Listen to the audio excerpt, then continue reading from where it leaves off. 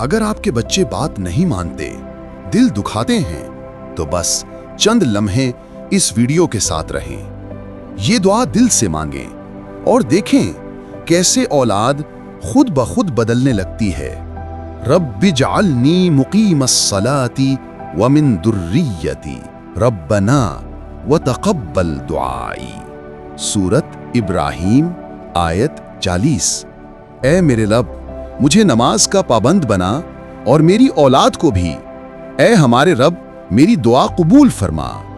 कभी कभी औलाद के रवैये दिल तोड़ देते हैं, लेकिन याद रखें, कोई दिल ऐसा नहीं जिसे अल्लाह न बदल सके।